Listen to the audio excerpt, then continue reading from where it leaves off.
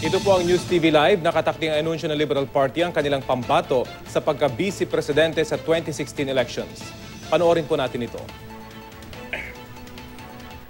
Mr. President, Senate President Frank Drilon, Speaker Sonny Belmonte, honorable members of the Senate, honorable members of the Cabinet, honorable members of the House of Representatives, Congresswoman Leni Robredo,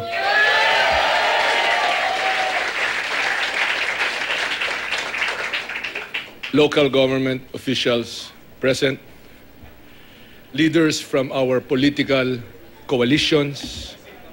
Kilalanin po natin ang malakas na presensya ng ating mga kasamahan mula sa National Unity Party, NUP, na naandito lahat.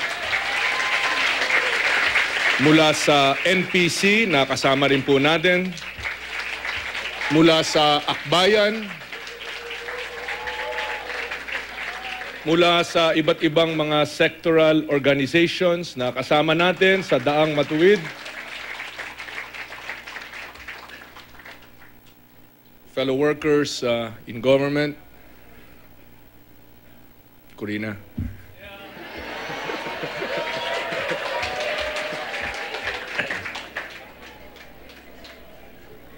Ma'am. Honored guests. Thank you. Not my birthday. Talaga namang kakaiba ang pakiramdam. I wish na ang bawat isa sa inyo ay makatayo rito at makita itong larawan na ito. Damang-dama ko sa inyong mga mata, sa inyong mga ngiti, na malakas, matibay, at talagang susulong ang Daang Matuwid.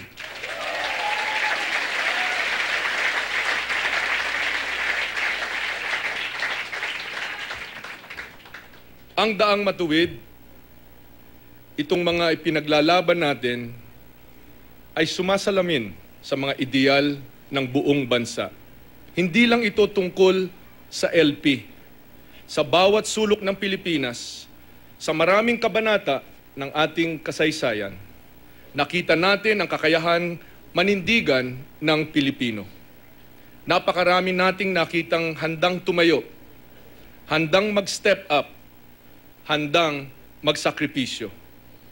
Nakita natin ang ginawang sakripisyo ni Ninoy nang pinili niyang umuwi sa Pilipinas kahit pa may banta sa kanyang buhay. Dahil naniniwala siyang the Filipino is worth dying for. Nakita rin natin ang sakripisyo ni Pangulong Cory nang inihain niya ang kanyang sarili upang magkaisa ang mga puwersa laban sa diktatorya. At nakita natin ang ideal ng Pilipino, ang ideal ng Daang Matuwid kay Pinoy, nang sagutin niya ang panawagan ng ating mga boss upang pamunuan ang pagbabago noong 2010.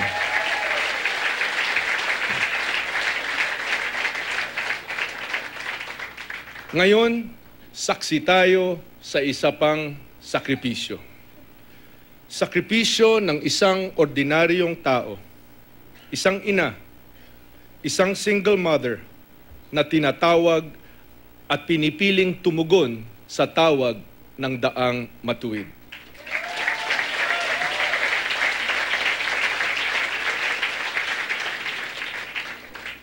Sakripisyo ng 3 dalaga na nawalan ng ama sa ngalan ng serbisyo publiko. At ngayon,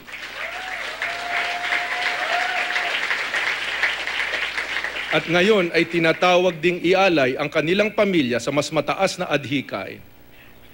Sakripisyo ng isang pamilya para unahin ang bayan bago ang sarili.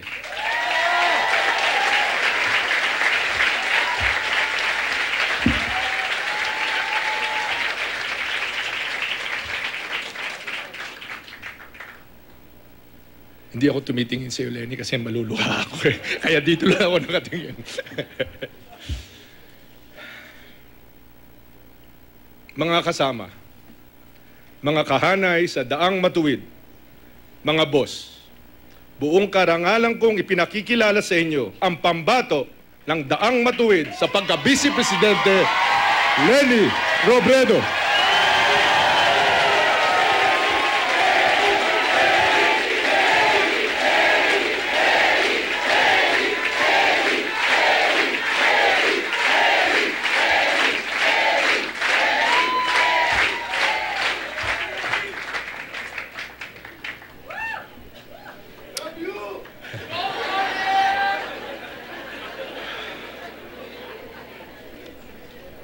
Allow me to reflect on this process. Choosing a vice president is one of the first real and really big decisions that a standard bearer makes. Of course, after deciding to offer himself to the nation. Isa ito sa mga unang pagkakataon na nagkaka-insight ang publiko sa pagkatao ng isang kandidato sa pagkapangulo. Will they fall back on a marriage of convenience, on horse trading, on you scratch my back and I scratch yours? Mas matimbang ba ang pagbibilang ng numero at ang pagiging pragmatic? O kakapit ba siya sa idealismo at tatalima ba siya sa prinsipyo? Napakahalaga nito dahil kung ano ang pamantayan o konsiderasyon na ginamit, malamang ganun din ang maaasahan ng tao when it comes time to govern.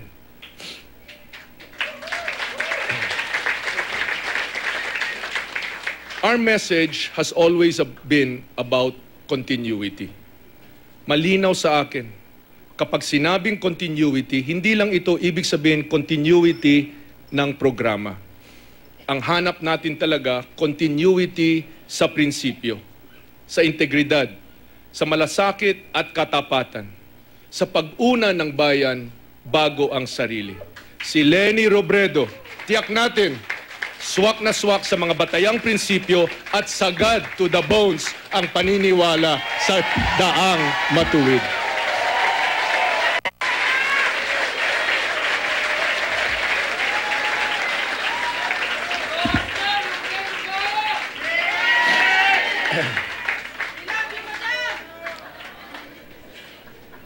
Ma'am Leni, marami nang hiniling ang Daang Matuwid sa iyo. Bilang may bahay,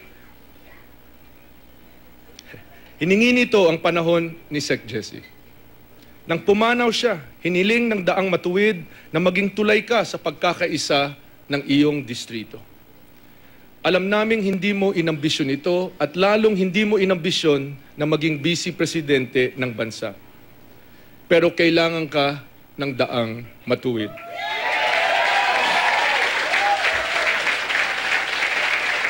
Kailangan ka ng ating mga boss.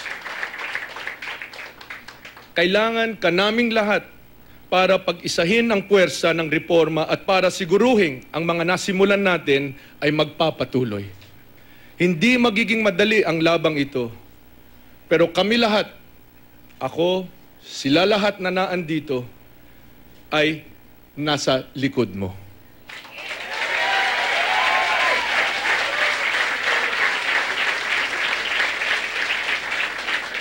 Higit pa dito, nasa likod natin si Pinoy.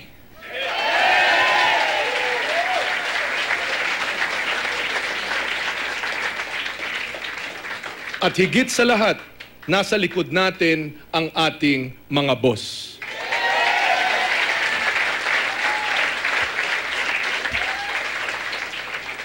Sa gabay ng may kapal, magtatagumpay tayo.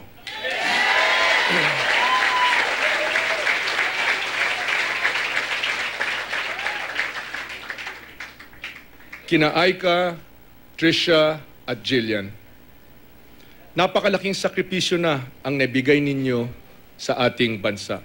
Damako ang mga agam-agam ninyo sa desisyong ito. Your lives will be put on hold.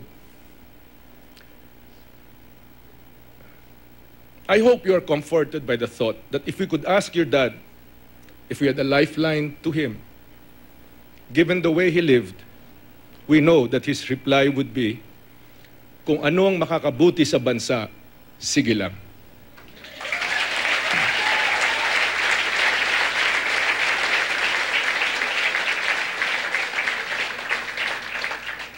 Make no mistake about it. The principles that Jesse dedicated his life to are the same principles that we embody in this battle for the continuity of Daang Matuwid.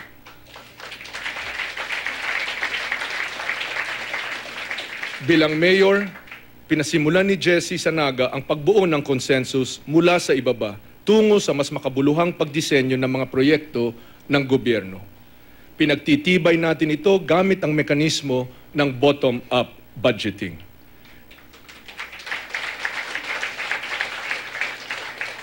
Ito ay lalo nating papalakasin, papalalawakin sa antas ng komunidad, ng probinsya at sa pambansang stratehiya. Sa mga susunod na linggo, ilalatag ng Daang Matuwid Coalition ang mga detalye ng ating plataporma. But over and above just being a hodgepodge of headlines, push-button issues, and hot topics, nakatungtong ang plataporma natin sa isang pilosopiya, ang pagsasakatuparan ng mga pangarap ng bawat isang mamamayang Pilipino.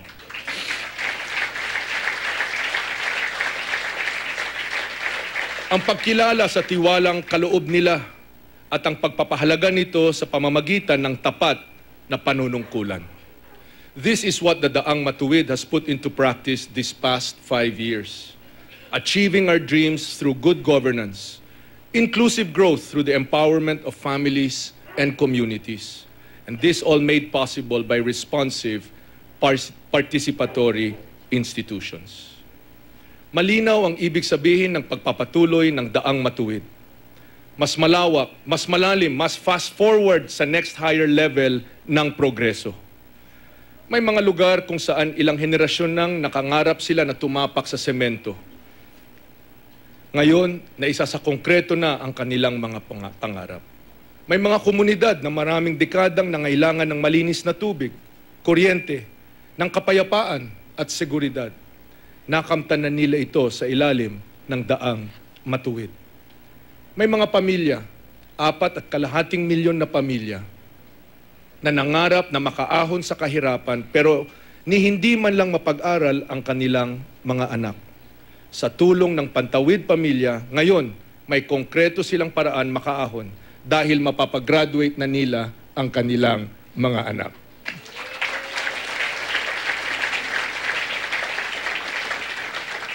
Ngayon, abot kaya na ang pag-asang mabali ang siklo ng kahirapan. Daang Matuwid is about completing the journeys of these families. It is about touching the lives of those who have dreamt of dignified lives for the longest time and allowing them to achieve bigger dreams. Mga boss, mga kababayan, mga kasamahan sa koalisyon para sa pagbabago sa ilalim ng Daang Matuwid. Bihira sa kasaysayan ng Pilipinas ang pagkakataong ito, kung kailan hindi na natin kailangan mag-reset at hindi na kailangan mag-back to square one. Nahilom na ang mga lumang sugat ng lipunan at makakasulong na tayo sa susunod na antas ng kaunlaran. Saan man tayo tumingin, makikita ang pruweba ng naabot at kaya pang maabot ng Pilipino. Kailangan na lang nating ipagpatuloy ang ating nasimulan at mananatili sa landas ng ating nilalakbay upang maabot ang mas matatayog pang pangarap. Ididiin ko lang, all of this could not have been made possible without Pinoy.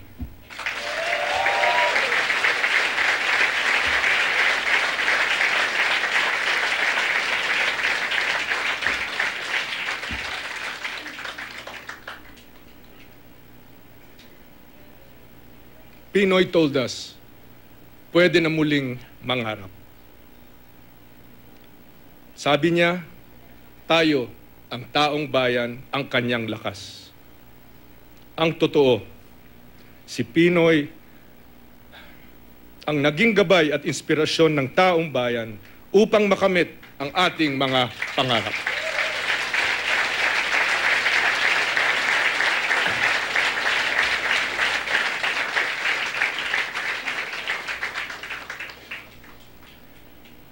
Mr. President, napakalaking karangalan at responsibilidad na maging bahagi ng team ninyo. Hindi namin sasayangin ang tiwala ninyo, ang tiwala ng ating mga boss. Ang panata naming lahat, nandito kami ni Lenny, nandito kaming lahat, para ipagpatuloy ang inyong nasimulan. Hindi namin iiwan ang isa't isa, hindi kami lilihis, hindi matitinag sa paninindigan namin sa daang matuwid.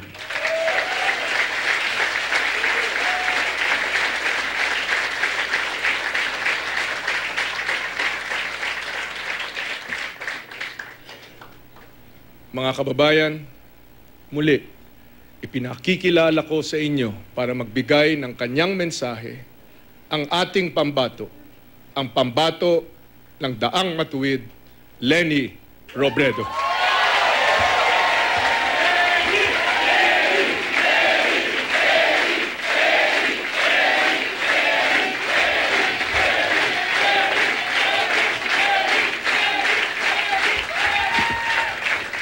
Maraming salamat po.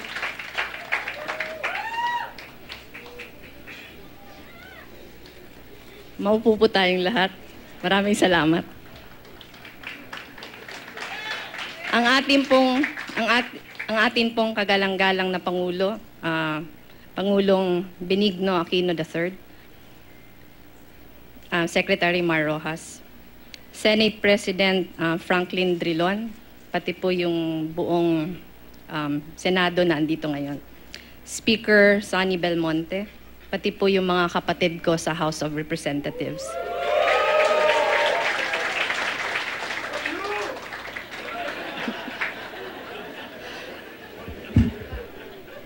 Corina Sanchez Rojas.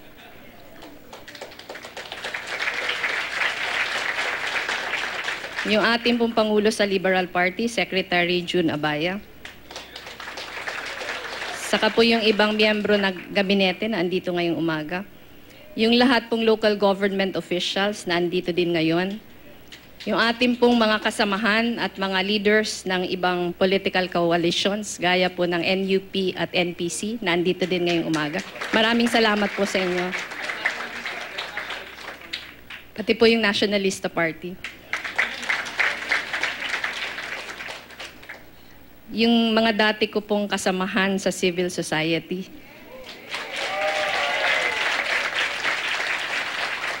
Siyempre po yung aking pamilya at mga kababayan sa 3rd District ng Camarines Sur na andito ngayon. Fellow workers in government, honor guests, magandang umaga pong muli sa inyong lahat.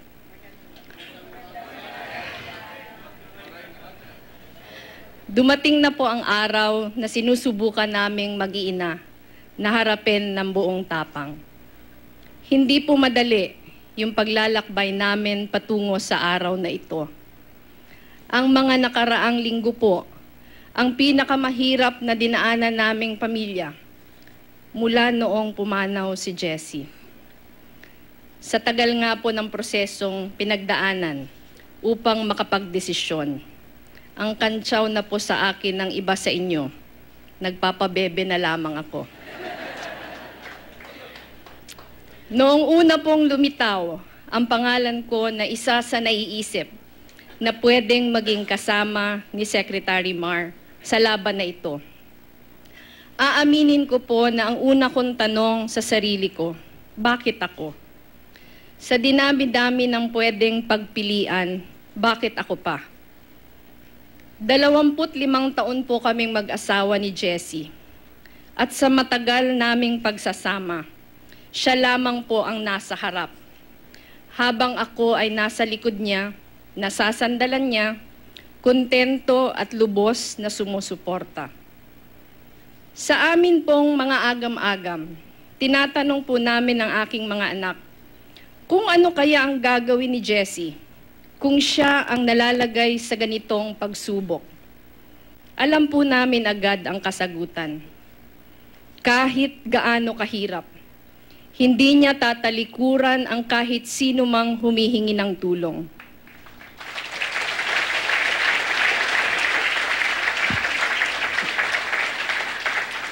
Hindi po siya matutulog hanggat hindi niya nagagawa ang lahat na pwede niya pang magawa para sa ating bayan. Magsasakripisyo, ibibigay ang lahat, gaya ng pagbigay niya ng kanyang buhay nung siya ay naglilingkod pa para sa bayan. Kung nahaharap po siya sa tanong na bayan o sarili, malinaw po sa aming mag-iina kung ano ang magiging kasagutan niya.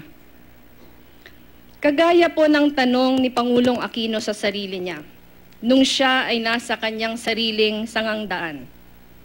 Makakatulog ba ako sa gabi na alam ko na may magagawa ako para sa bayan, ngunit ito ay tinalikuran ko at hindi ko ginawa?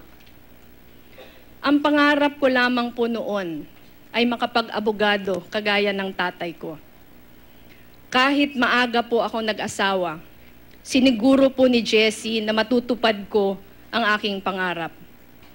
Nag-aral po ako ng abogasiya sa gabi, habang nagtatrabaho sa araw, nag-aasikaso ng pamilya, at ginagampanan ng papel bilang asawa at ina.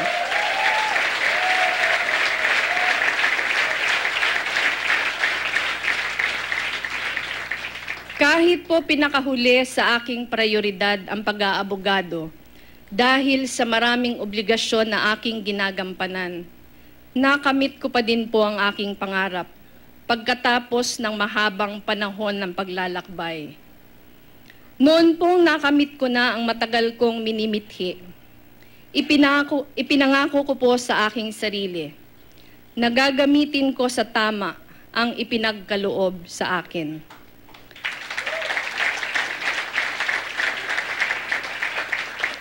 Nagtrabaho muna po ako sa Public Attorney's Office.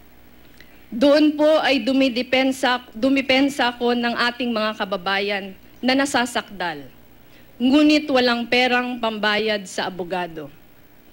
Pagkatapos po noon ay sumapi ako sa Sentro ng Alternatibong Lingap Panligal.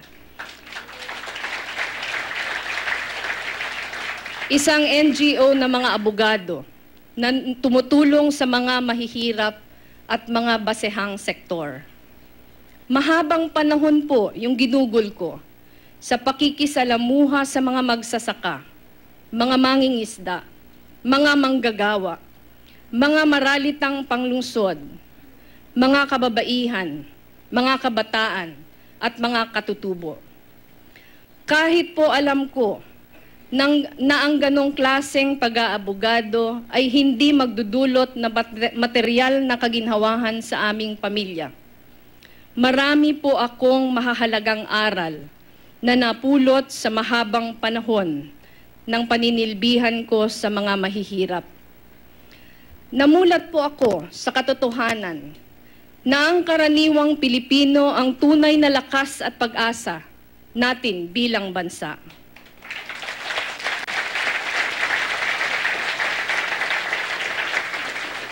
Nakita ko po ang kanilang likas na dignidad, galing at kakayahang makilahok sa pamumuno. Naranasan at nakita ko po na kung mabibigyan lamang sila ng kaunting tulong sa kapasidad, sila ang mas may magagandang solusyon sa mga problemang kanilang hinaharap. Sila ang kailangan nating bigyan boses at mas malaking puwang sa ating bansa.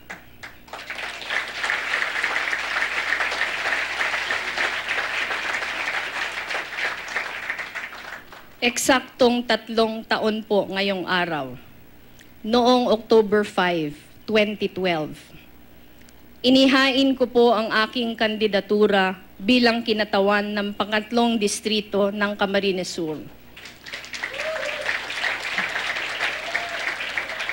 Isa pong pagdedesisyon na tiwala at lakas ng loob lamang ang pinag-ugatan. Dala ng pangangailangan at pagkakataon na mahinto ang mahabang panahon ng panunungkulan ng isang political dynasty sa aming lugar.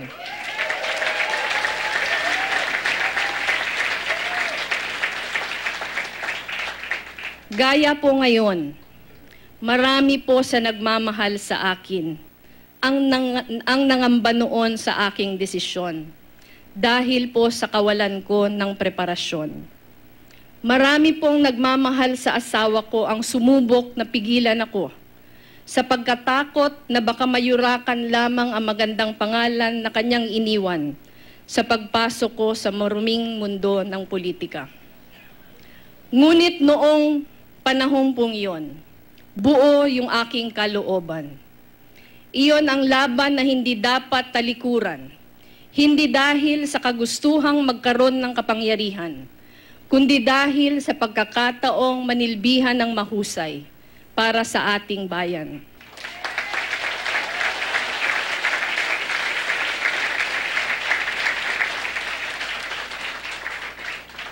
Hindi po ako si Jessie. Ngunit noong namatay po siya, maliwanag po sa aming mag-iina na siya ay umaasa na sa abot ng aming makakaya, susubukan din naming magsakripisyo gaya ng kanyang pagsasakripisyo para makapag-ambag para sa ating bayan.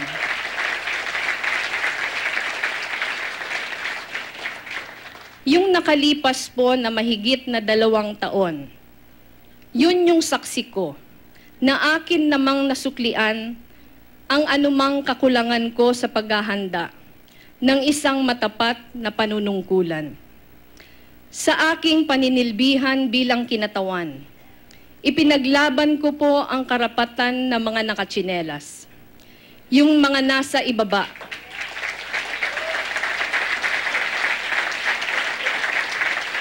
yung nasa labas at nasa laylayan ng ating lipunan. Isinulong po natin ang mga panukalang batas na nagbibigay ng puwang para pakinggan ang boses ng karaniwang Pilipino at bigyan sila ng pagkakataong makilahok sa pamumuno. Gumawa din po tayo ng mga panukalang batas na magsusulong ng mga sistema kung saan sinisiguro na ang ating mga pinuno ay hindi maliligaw ng landas o mabubulag ng kapangyarihan. Tapat, malinis at bukas na pamamahala ang buod ng ating mga isinusulong. Dahil sa paniniwala po na sa ganitong paraan lamang tayo tunay na makakapagsilbi at sa ganitong paraan lamang natin masisiguro na mabigyan ng halaga ang lahat na umaasa sa atin.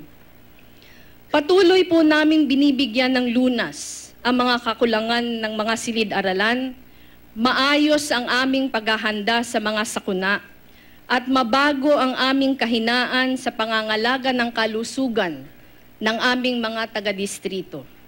Gumagawa po kami ng mga paraan upang magkaroon ng maayos na sistema na magbibigay ng sapat na kabuhayan sa mga kababaihan at mga manggagawa, na siyang magbibigay rin ng oportunidad na kumain ng maayos at sapat ang ating mga kababayan.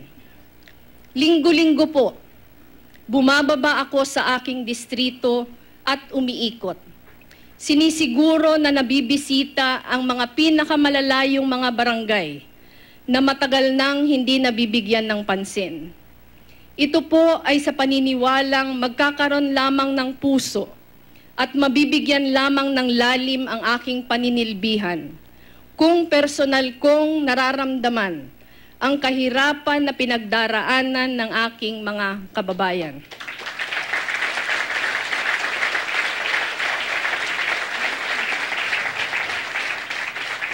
Araw-araw po, ramdam ko pa rin ang pagkawala ni Jessie. Pero araw-araw din, ramdam ko na buhay pa rin ang mga pangarap niya para sa ating bayan. Ang mga pangarap pong ito ay nakikita ko sa mga anak namin. Nakikita ko po ito sa mga nakakasalamuha sa araw-araw na hindi pumapayag na hanggang dito na lang tayo, na patuloy nangangarap kung anong pwede tayong maging. Ang kanyang pamana at mga pangarap para sa bayan ay buhay na buhay pa po sa isip at puso ng karamihan sa atin. Tuwid na daan, malinis na pamumuno, pamahalaan na bukas sa pakikilahok ng karaniwang Pilipino, pagtataguyod ng mga sistema na magsisiguro na ang magkakaroon lamang ng puwang sa ating pamahalaan ay yun lamang mga tapat at matitinong lingkod bayan.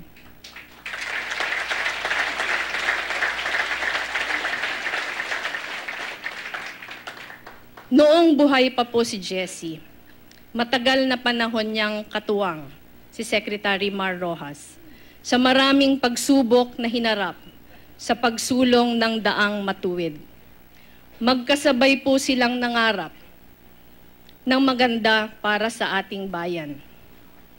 Malinaw po sa akin na si Secretary Mar Rojas ang magpapatuloy sa daang matuwid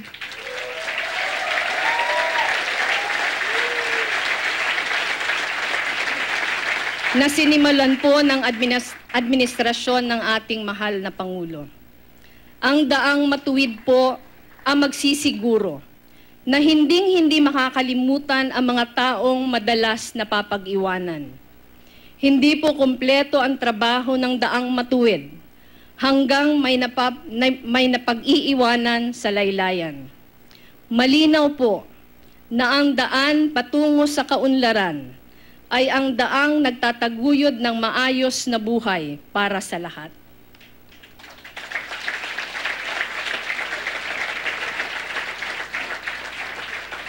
Sa lahat po sa inyo na nagpahayag ng suporta, nagpahayag ng pangamba, ng pagkatakot, pati na po siguro pakikiramay. At sa lahat po na nag-alay ng dasal para sa akin at sa aking pamilya. Mula po sa ating mga tinitingala at lalong-lalo na sa karaniwan nating mga kababayan. Taos-puso po ako nagpapasalamat sa lahat sa inyo. Kayo po ngayon ang pinaghuhugutan ko ng lakas.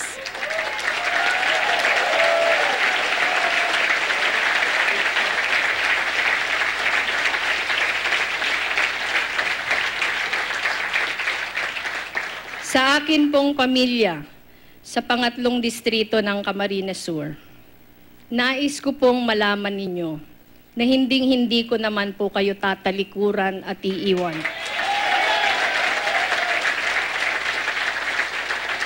Nasaan man po ako, ang pagkalinga at pagsisilbi ko sa inyo ay patuloy pa rin. Hinihingi ko po sa inyo na sabay-sabay pa din nating ipagpatuloy ang mga pagbabago nating sinimulan. At wag na sana po nating hahayaan, manumbalik pa ang mga dating kabuktutan.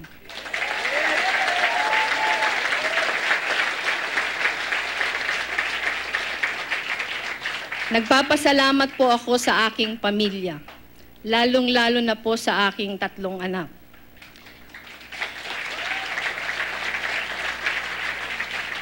Sa pagbibigay po ng kanilang basbas.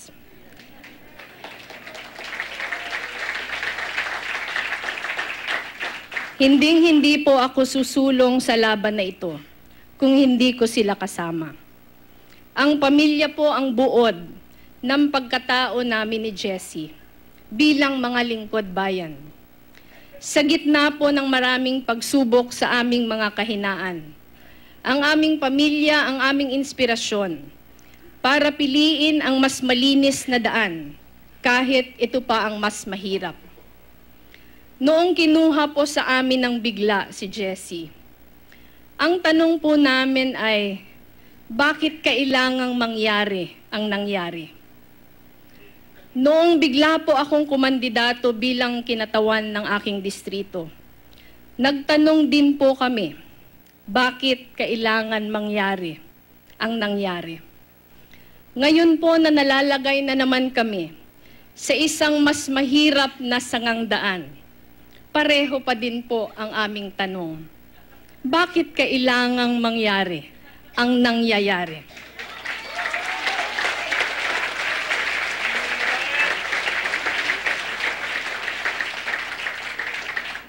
Ngunit gaya po ng dati, Nabubuhay po kami sa alaala ng parating sinasabi ni Jessie sa amin noong nabubuhay pa siya. Tiwala lang. May dahilan ang lahat na nangyayari.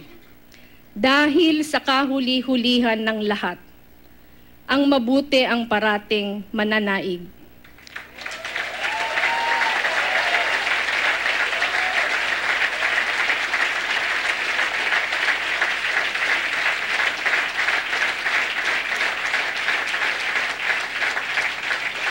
At ang tama ang parating magtatagumpay.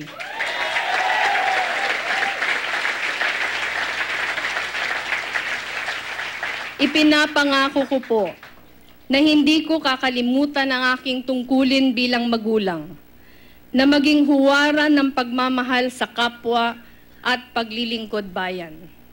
Ipinapangako ko din po na hindi ko kakalimutan na asawa ako ni Jessie at nasa balikat ko ang obligasyon na buhayin muli ang kanyang halimbawa ng pagiging isang tapat na lingkod bayan.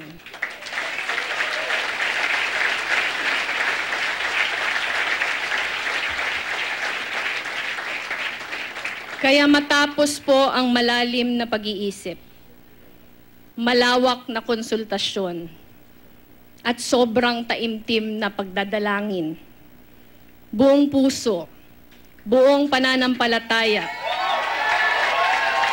at buong tapat ko pong tinatanggap ang hamon na tumakbo bilang pangalawang Pangulo ni Secretary Mar Rojas.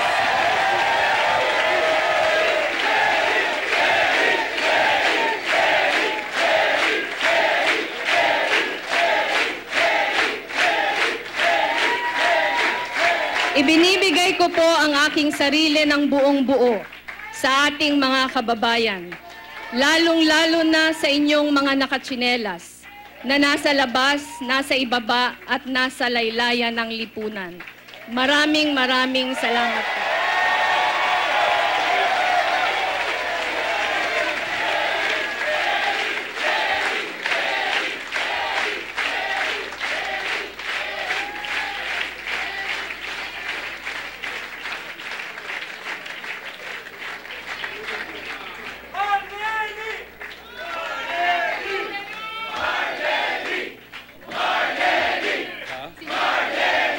Ikaw na.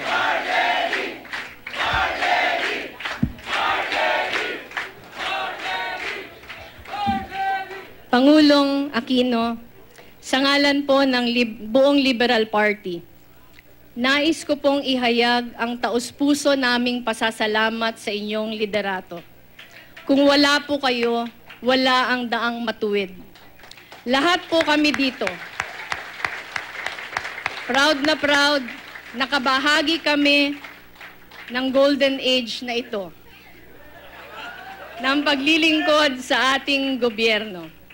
Kapag kami po ay matatanda na lahat, ikukwento po namin sa mga magiging apo namin na kami ay naging bahagi ng puwersang nagsilbi sa ilalim ninyo.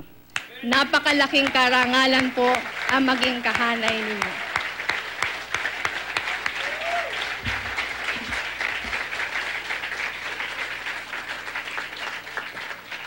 Mga kababayan, salubungin po natin ang Pangulo ng Republika ng Pilipinas, Benigno Noynoy Aquino III.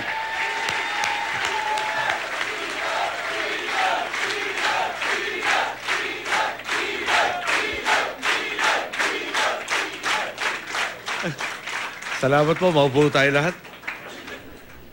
Senate President Frank Drilon, members of the Senate present, Speaker Feliciano Belmonte Jr., and members of the House of Representatives present, especially Miro Kimbo, who has been shouting from this morning. Our very good friend, the Standard Bearer Mar Rojas, Ms. Corina Sanchez Rojas, and of course, Tita Judy, Congresswoman Leni Robredo,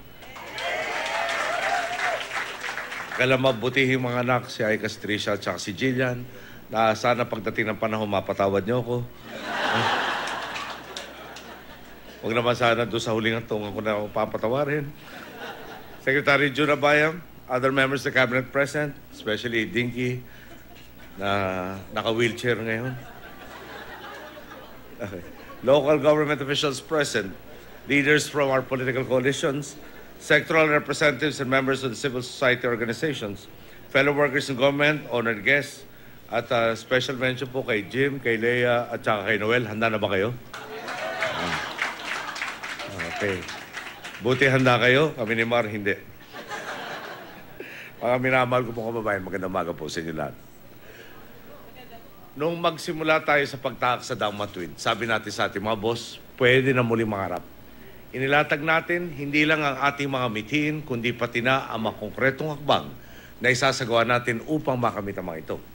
Matapos sa mahigit 5 taon ng paghakbang sa landas na ito, ang mga boss na rin natin ang nagsasabi, hindi lang tayo tumutuo sa ating mga salita, nagawa pa nating abutin ang mga bagay na dati ay inakala nating imposible. Sa mga pag-iikot nga po natin sa mga probinsyang kasalukuyan, sinasalubong tayo ng mga testimonya ng mga kababayan nating nabago ang buhay dahil sa mga ipinatupad nating programa at inisyatiba. Nung magpunta tayo kamakailan sa Apayao, ganito ang ibinahagi sa atin ni Leslie Columbano, isang grade 6 student sa San Isidro Norte Elementary School. Dati raw, nakakawalang ganang pumasok sa paaralan nila. Paano? Siksikan sila sa silid-aralan, butas-butas at tagpi-tagpi ang kanilang bubong at pader. Kaya lagi silang nababasa kapag umuulan. Kailangan pa nga raw sahurin ng balde ang tumutulong tubig at kailangan maghukay ng mga kaklase niyang lalaki para makadaloy ang tubig. Ngayon po, may mga bago na silang mga silid-aralan. Ibang-iba raw ito sa dating sitwasyon na parang kinalimutan na sila ng gobyerno. Idadagdag ko na rin, dahil sa mga bagong kalsadang inilatag natin sa mga liblib na lugar, maraming estudyante ang di na mahirapang magpunta sa kanilang paaralan.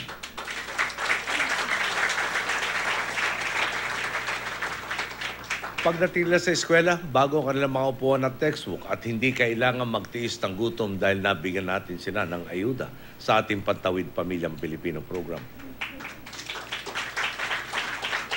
Sabi naman po ni Rogelio Calmang, isang barangay kagawad sa barangay Butaw sa Kalanasan, Apayao.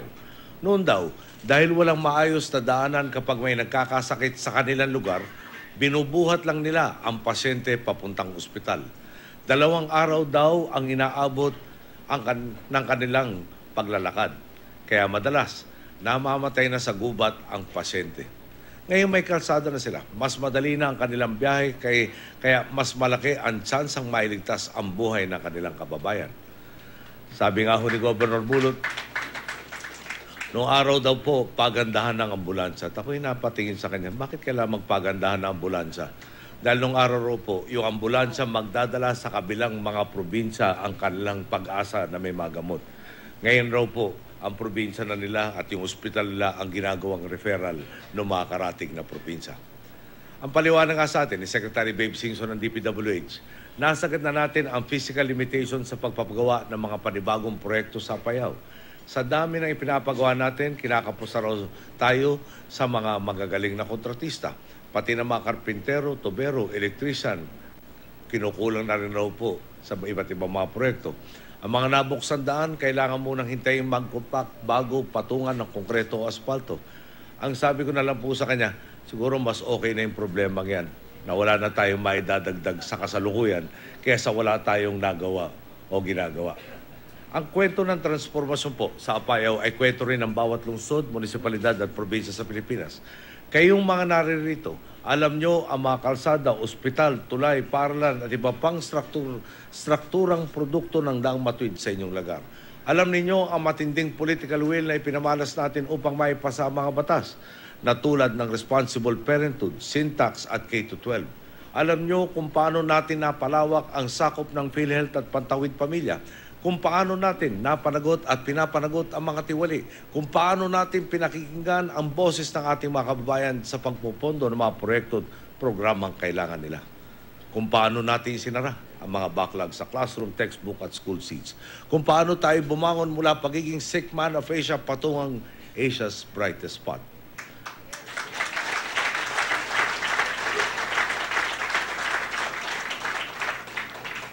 Habang pinag-iisipan ko nga ang lahat ng tagumpay natin, ulitin ko po, hindi ni Noynoy, kundi natin. Hindi ko maiwasang balikan ang mga taong nagsakripisyo para marating natin ang puntong ito. Nung diktador ang kalaban ng mga Pilipino, magkatuwang ang aking ama at si Tito Jerry Rojas sa pakikipaglaban para sa kalayaan at karapatang pantao.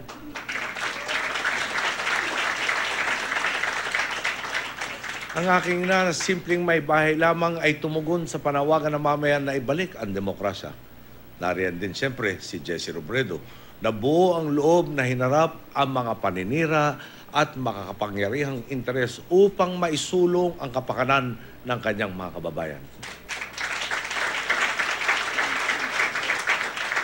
Kanina po, nagsalita rin si Mar tungkol sa sakripisyo. Mar, hindi ka talaga mahilig magbuhat ng sariling bangko. Ako na ang magbabanggit na noong taong 2009, gumawa rin si Mar na isang matinding sakripisyo para manatiling buo ang koalisyon at masigurong mawawakasan ang halos isang dekada ng pang-abuso sa ating mga kababayan.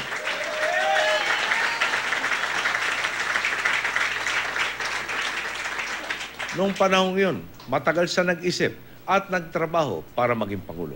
Pero nung mag-usap kami, kaagad niyang sinabi sa akin at kay Butchabad, nakita niya ang hiling ng taong bayan at hindi na siya tatakbo bilang Pangulo. Walang tawaran, wala na mahabang debate, ni hindi nga niya hiniling na gawin siyang Vice Presidente. Talagang wala sa kanya ang magsulong ng personal na ambisyon.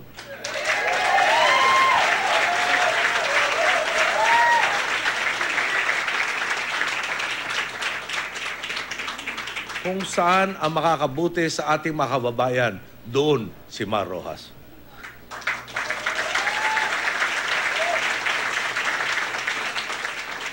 Si Lenny naman, hindi ko maiwasang ikumpara sa akin pong ina. Pareho silang biglang nawalan ng asawa. Pareho silang itinuring na may bahay lamang.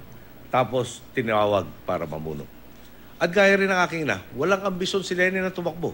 Pero hiniling ng kanyang mga kasabahan na gumawa siya ng sakripisyo para mapagbuklod ang ating liderato sa Camarines Sur. Naobliga siyang tumakbo at talaga namang nagsilbi ng marangal.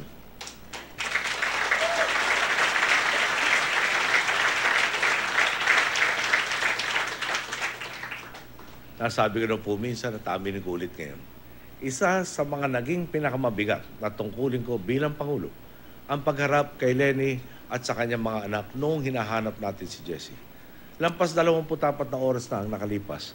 Wala nang bumaksak ang aeroplano. Kaya nga po masasabi nating merong less grounds for optimism. Talagang kahanga-hanga ang katatagang ipinakita ni Lenny at ang kanyang mga anak at kapamilya noong mga panahon yun. Matapos ang ilang taon ng pagsisikap na ibalik sa normal ang kanilang pamumuhay, na lalong naging mahirap dahil kinailangan niya maglingkod. May mas matindi naman ngayong sakripisyong hinihingi sa kanila. Alam nila ang hamong kanilang kakaharapin. Alam nila kung gaano kasalimuot ang politika at kung gaano kahirap ang mga kailangan gawin upang magtagumpay ang kampanya. Pero pinili nilang gawin ang nararapat. Pinatunayan nilang muli na mas gugustuhin nilang mahirapan kaysa palampasin ang pagkakataong makagawa ng pagbabagong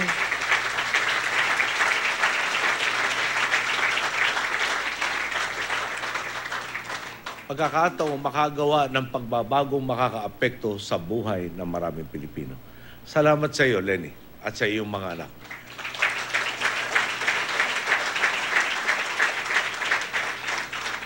Gagawin ko at ang partido ang lahat para lagi ninyong maramdamang hindi kayo nag-iisa.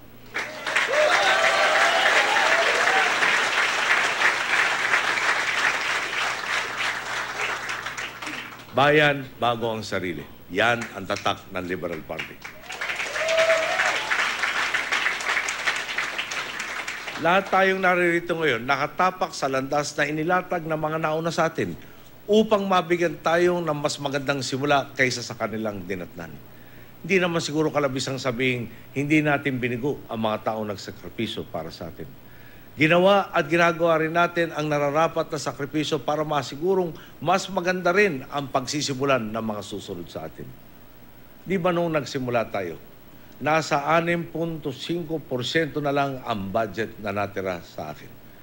Di pa natin magagamit lahat dahil committed na nga sa iba't ibang mga dapat bayarin. Bilang Kapampangan nga po, malaking insulto ang masabihang makunat ka.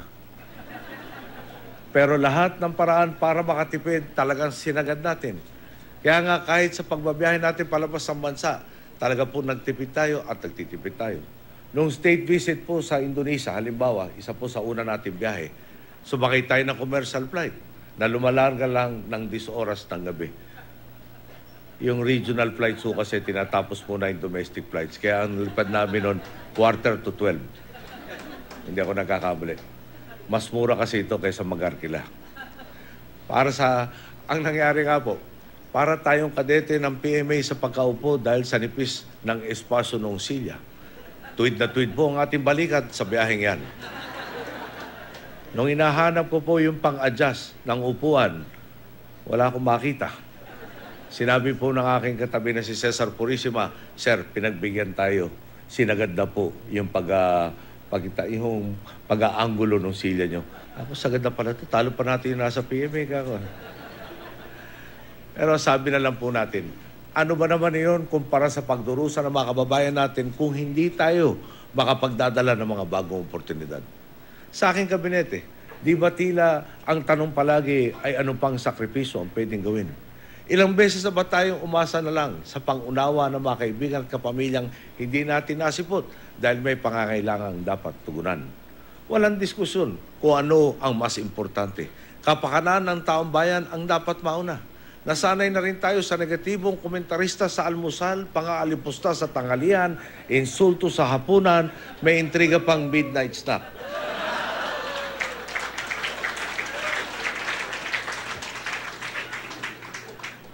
Minsan nga po, naisip kong para tayong si Manny Pacquiao, na araw-araw kailangan lumaban ng 15 rounds. Napapatanong din ako, kung bakit hindi ko sinasamantala ang dalawang linggong bakasyon na karapatan ng sinumang manggagawa. Ang nangyayari kasi po ngayon, Good Friday lang ako talaga nakakapahinga. Dahil wala na pong bumabiyahe sa anumang panig ng Pilipinas. Sa tuwing may holiday, kailangan pangalagaan ang kaligtasan ng ating mga boss. Kahit panahon ng Kapaskuhan at Bagong Taon, kailangan asikasuhin ang mga biktima ng paputok na ayaw pasaway. Kapag may bagyo at walang pasok ang karamihan, kailangan nating magbantay sa ating mga kababayan tatamaan. Minsan nga, hindi na nalalaman ng iba ang mga pinagdaanan natin dahil nalutas na ang problema. Kagaya na lang nung may banta ng pagkalat ng MERS coronavirus dito sa atin. Siyempre, hindi lang naman mga Pilipino sa loob ng bansa ang kailangan nating isipin. Di ba umabot na nga tayo sa puntong sa tuwing may mangyayari sa ibang bansa, ang una nating tanong, may nadamay bang Pilipino doon? Ngayon ang nagkakaroon ng tensyon sa Libya. Hindi lang po may deklarasyon ng Alert Level 4, ibig sabihin po nun mandatory repatriation. Minabuti po nating sulatan ang mga pamilya ng mga nandun para kumbinsihin ang kanilang kaanak na umuwi na. Hindi po tayo pinakinggan. Nagkaroon pa ng kidnapping at panibago na namang hamon ang hinaharap natin sa panig na yun. Pero kung may magtatanong sa akin, kung alam mo magiging ganito kahirap ang lahat, pipiliin mo pa rin bang mamuno? At ang isasagot ko po, isang madungdong na oo.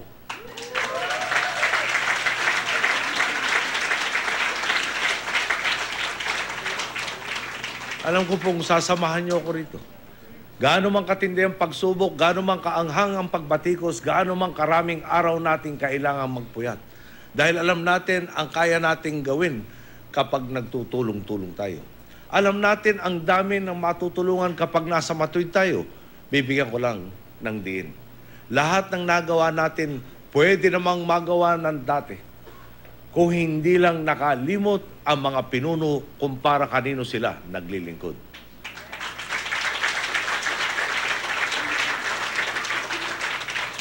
Ngayon patapos na po ang ating termino. Pwede nating sabihin, nangako kami na ang taong bayan ang aming boss. Di namin pinagsamantalahan ang pinagkaloob ninyong mandato.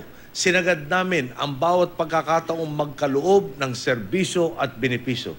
Yan po ang ibig naming sabihin kapag sinasabi naming ang Liberal Party ay marangal.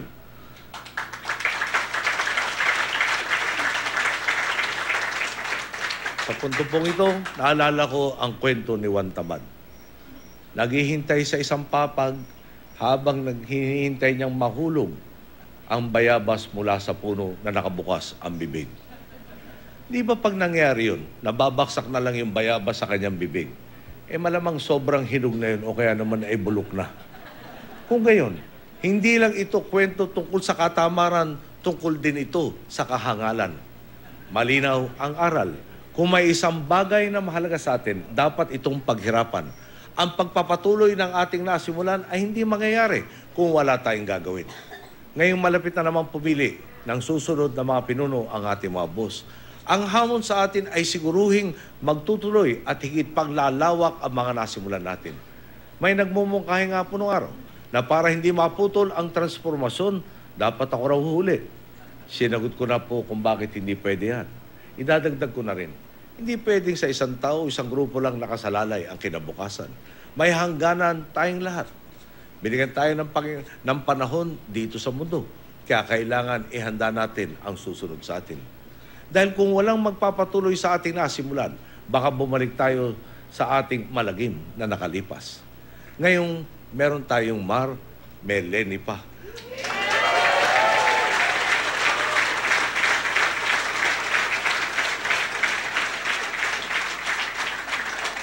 Na sigurado magpapatuloy ng daang matuwid. Kumpiyansa ako na lalo pa nilang pabibilisin ang ating paghakbang. Mahirap mang isipin.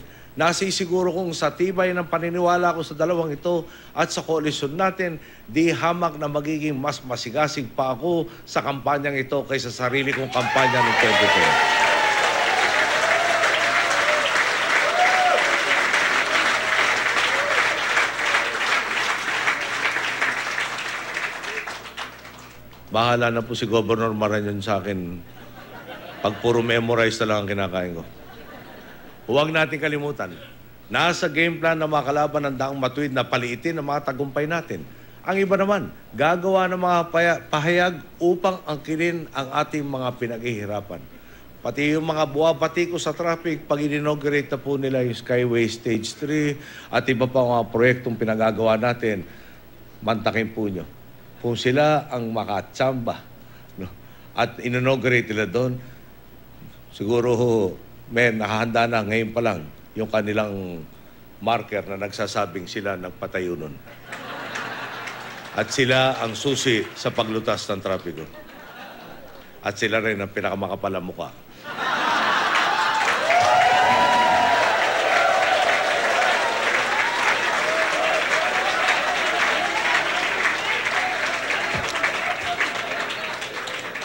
Paalala nga sa akin ni Jim Paredes, bato-bato sa langit. Tamaan, huwag magagalit. Ang hiling ko po, sa bawat isa sa inyong naririto, kung ano man ang kulang sa pondo ng partido, gaya na nabanggit noong pagpupulong sa NECO, tapatan natin ang sipag. Huwag tayong manahimik sa harap ng mga pambabatikos. Huwag tayong mapagod sa pamamalita ng mga pangarap na naabot at inaabot na natin.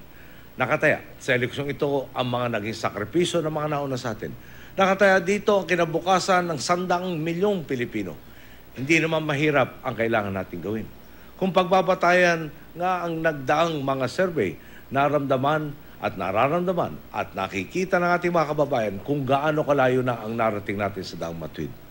Ang testimonya ng ating mga boss ay parang dilubyong bubuhos sa ating mga kutungguli.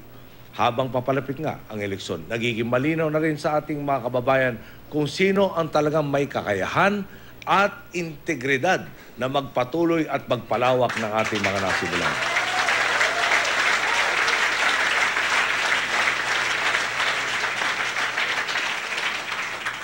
Kung ang iba nga ay kailangan mangako ng buwan at bituin, hawak naman natin ang mga konkretong patunay ng nagawa na natin. Kung may gustong makisakay sa mga tagumpay natin, kailangan lang nating tanungin, ano ba ang sakripisyong nagawa ninyo para sa daang matuwid?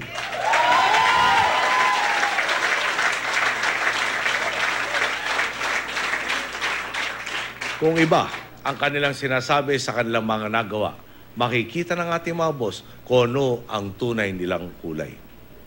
Ngayon, naipakilala na natin sa sambayanan ang mga pambato ng Daang Matuwid. Sa Biyernes, kapag inihain na natin sa ating mga boss ang ating senatorial slate, lalo pa magiging malinaw habang hirap na hirap ang iba na magtagpi-tagpi ng koalisyon. Buong-buo naman ang ating puwersa.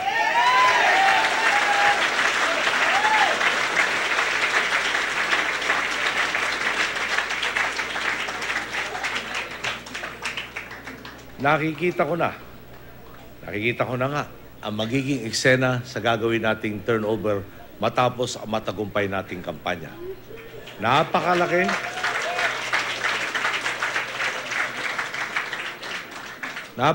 ng ngiti ko, pati na ng sasalubong sa akin. Lahat ng tinatanaw ko, nakangiti din. Dahil naging makabuluhan at makasaysayan ang ating pagtaak sa Daang Matuwid. At sa araw na yon, hawak ng bawat isa ang kasiguraduhang magtutuloy at lalo pang bibilis ang ating paghakbang. Tunay nga, sa patnubay ng may kapal, sa patuloy nating pagkakaisa at sa lakas na ibinibigay ng ating mga boss, tiyak na maabot natin ang mas matatayog pa nating mga pangarap. Sa pagtatapos po, merong isang vlogger na naawa na rin ho yata sa akin. No? Sabi niya, yung temperatura ho ng Metro Manila nung binanggit niya nasa 40 degrees centigrade. Sobrang init. Tapos may litrato ko. Tanong ko, kasalanan ko ba to? Noong panahong yon, minalas po si Manny Pacquiao natalo. May litrato na naman po ko. Nilagay ng, ano ba tawag doon? Meme. Yeah? Meme. O ano mang pangalan niya. Meme kasi sinasabi sa akin na nag-aalaga sa akin nung araw. Nakalagay yun nung natalo si Pacquiao, kasalanan ko rin ba to? Tumutol na lang ako nung nilabas yung litrato ni Butchabad. At nakalagay doon, hindi na tumubulit ang buhok ni Butchabad. Sabi ni Butchabad, konti lang raw ang dahilan. Kaya yung bahagi ng problema, bakit hindi tumubo yung buhok niya. Konti lang raw ang bahagi ko doon. Pero ito nga, no? Paalala lang sa ating mga katunggali na sanay sa trapong politika. Baka ngayon pa lang, gusto lang guluhin ang ating kandidato si Lenny. Pahirapan na kailang mga anak. Noong nawala si Jesse, dumami ang mga poster father nito mga batang to. No? Personalan na tayo kung doon kayo ahantong.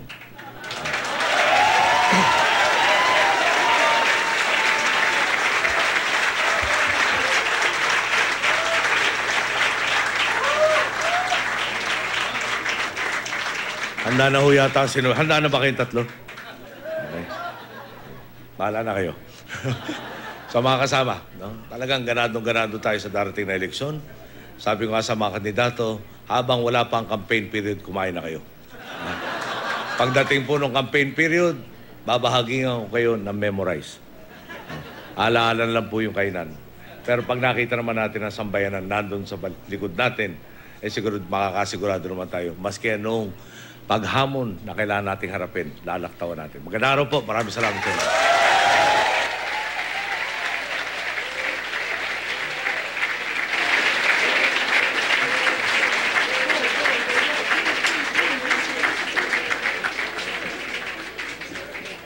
Yan po si Pangulong Aquino sa okasyon ng pag-anunsyo ng kandidato bilang Vice Presidential Candidate ng Liberal Party para sa eleksyon 2016. Sakripisyo ang naging tema ng pagtitipon sa kanyang talumpati. Binanggit ni Pangulong Aquino na hindi niya maiwasang ikumpara ang kongresista na si Leni Robredo sa kanyang ina. Parehong wala sa politika pero nagsakripisyo at tumugon sa hamon na pasukin ng mahirap na mundo ng politika. Hindi rin daw ito nalalayo sa sakripisyong ginawa naman ni Marojas noong 2010 nung magsakripisyo at para maging Pangulo itong si Ninoy Aquino o si Noynoy Aquino. Bago ang talumpati ng Pangulo ay nagsalita si Congresswoman Leni Robredo kung saan tinanggap nga niya ang nominasyon bilang Vice Presidential Candidate ng Partido Liberal para sa eleksyon 2016. Sa kanyang talumpati, inamin ni Congresswoman Leni Robredo na isa raw ito sa pinakamahirap na desisyon na kinaharap ng kanyang pamilya mula nang pumanaw ang kanyang asawa. Agosto 2012, nang mamatay ang kanyang asawa sa isang plane crash. Sa kanyang pagtanggap sa bagong hamon, ibinahagi ni Robredo ang marahil ay tugon sa mga nagtatanong so kung ano ang kanyang karanasan para tumakbo bilang Vice President.